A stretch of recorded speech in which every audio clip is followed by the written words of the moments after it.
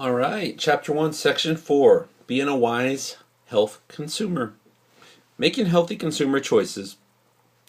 Young children do not decide when to visit a doctor or which brands of cough syrup to buy. When they become ill, they don't search the internet looking for information about the illness. Young children have limited opportunities to be consumers. A consumer buys products or services for personal use. As a teen, you are making more decisions about your health, including which products and services to use. So you need to know how to evaluate the products, services, and information you are offered. Products. Pictures. The aisles in a local drugstore. How many of those aisles contain products that could affect your health? More than you might guess. Some of the items are obvious. Snack foods, sports drinks, personal care products, and vitamins. There are medicines for treating indigestion, allergies, headaches, and colds. There are household cleaners and pest control products, which contain substances that are harmful if inhaled or ingested. There are magazines with articles about health and advertisements for health-related products. Some products are consumable, meaning they need to be purchased again and again. Examples are hair care and skin care products, weight loss products, and sports drinks. The marketing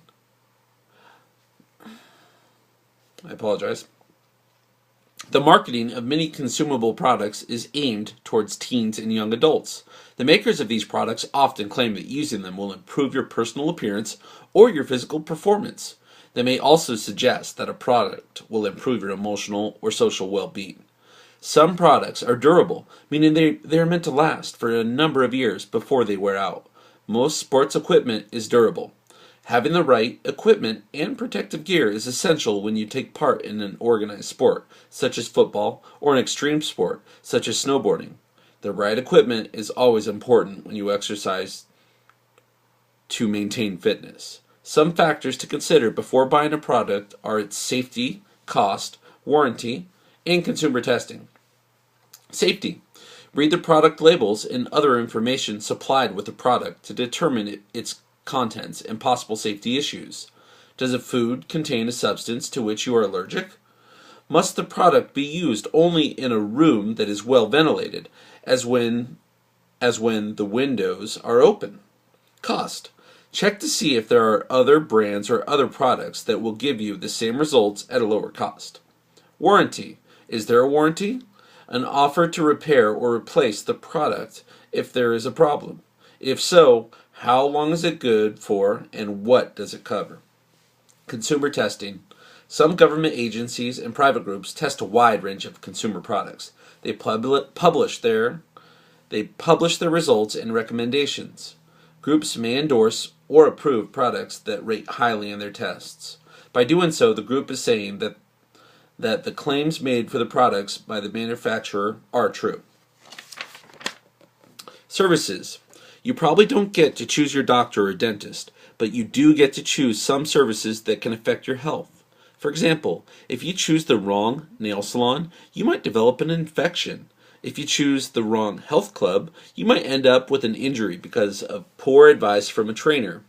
When you evaluate a service, you need to find out whether the person who will perform the service is qualified. Whether you choose a service on your own or use a service chosen for you, there are questions you should ask. What kind of education and experience does this person have? Does the person have the required educational degree, license, or certification? Does the person have references? Ask for the names and telephone numbers of people who have used their service. Have any complaints been filed with your state's attorney general? Information. Before you purchase a product or service, you need to evaluate the information you receive about it. Is it accurate? Is it useful? You need to ask the same type of question about any health information you receive. To evaluate health information, you need to evaluate the source of the information. Is the source qualified to speak on the topic? Does the source bring a bias or slant to the topic? For example, are they trying to sell a product or service? Are there other reliable sources that reach the same conclusion? Is the information current and up to date? Government agencies, medical associations, and non-profit private health groups often provide reliable information. So do reporters who specialize in science and health topics. The effects of advertising. Businesses spend millions of dollars each year on advertising because they want to attract customers. Advertising is the public promotion of product or service. Ads appear on television and radio, in newspapers and magazines, on billboards, and in movie theaters. They also pop up on the internet. Everyone is influenced to some extent by advertising, but as a consumer, you need to base your choices on facts, not on advertisements. Ads can let you know what products and services are available, but they rarely provide the information you need to make wise choices. For example, an ad may say that a certain medicine contains an ingredient that most doctors recommend. The statement may be true, however, this ingredient is likely to be found in all similar medicines. An ad may say that a certain store is selling a product at the lowest possible price. Unless you check to see what the price is at the other stores, you will not know if this claim is true. An ad may mention scientific studies, but unless the ad explains how the studies were done or provides actual results, a claim based on these studies may be false or misleading. Figure 12 discusses the 6 methods advertisers use to sell products and services. For more information on advertising, see the Building Health Skills in Analyzing Advertising Appeal on pages 404 and 405. Health fraud. If a person tells lies to obtain money or property, this person is guilty of an illegal act called fraud. People who sell useless medical treatments or products are engaged in health fraud or quackery.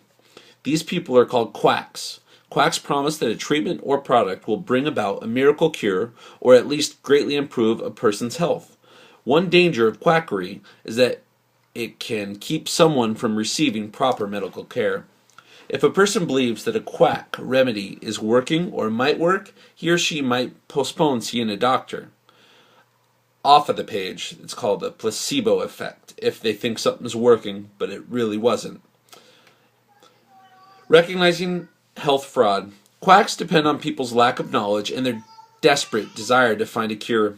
If a disease is life-threatening, such as cancer, it is a likely target of quacks. So are conditions that are long-lasting, such as arthritis or problems with weight control. People can avoid health fraud by carefully evaluating the claims made about a treatment or product. These are some warning signs of quackery. Someone claims that a product or treatment is the only possible cure for a health problem. The promised result seems too good to be true. Or a product or treatment is said to cure many different ailments. Another form of quackery. A product is said to contain special or secret ingredients. Responding to health fraud. If you have doubts about any product or treatment, ask a doctor or pharmacist. Notify your state's office of the Attorney General about any health fraud you uncover in your state. If a local business is involved, let your local Better Business Bureau know as well. If you buy a fraudulent product that is shipped to you by mail, notify your local postmaster. Your rights as a consumer. Kiana bought an exercise bike so that she could stay fit all year round. A week later, a pedal broke off the bike. She went back to the store and was given a new pedal. 2 months later, the speedometer stopped working. She went back to the store again, but the salesperson told her the exercise bike only had a 30-day warranty, and the store was no longer responsible. Kiana was upset, but was not sure what her rights were as a consumer. As a consumer, you have the right to information, As a consumer, you have the right to information, the right to consumer protection by government agencies, and the right to complain. The right to information.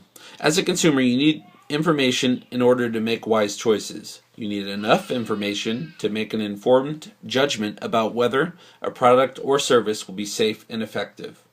Consumer protection. Figure 14 lists some government agencies that help you protect consumers. Some agencies test products before they can be sold to consumers. Other agencies take action against quackery. Some agencies remove unsafe products from the marketplace. The right to complain. If you have a problem with the product, complain to both the store that sold you the product and the manufacturer. Ask for a refund. Follow these steps to make your complaint effective. Use the same approach if you have a problem with the service. Identify the problem. Be as clear and specific as possible about what is wrong. Decide on your goal. Decide on a fair way to resolve your complaint. Do you want a refund, replacement, repair, or credit? Collect documents. Gather sales receipts, warranties, canceled checks, contracts, or repair records to back up your complaint. Identify the person in charge. Find out who has the power to deal with your problem. It may be a customer service representative or manager. Put your complaint in writing. Sometimes you will need to write a letter of complaint. It might be because you no longer live near the store where you bought the product or that you are ordered from a catalog or website. You might also need to write a letter if you do not get satisfactory results by complaining in person.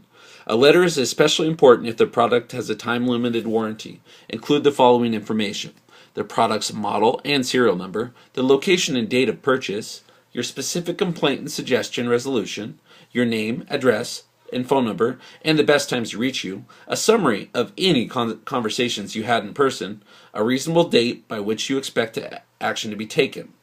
Be firm, calm, and respectful. Avoid writing an angry, threatening letter. Keep a copy of the letter and all the documents. If you don't receive a response or are unhappy with the response, contact the national headquarters of the company. You can also write a letter to the Better Business Bureau or your local or state consumer protection agency. When all else fails, people may file a complaint in a small claims court. These court proceedings usually do not require a lawyer and are relatively simple, quick, and inexpensive.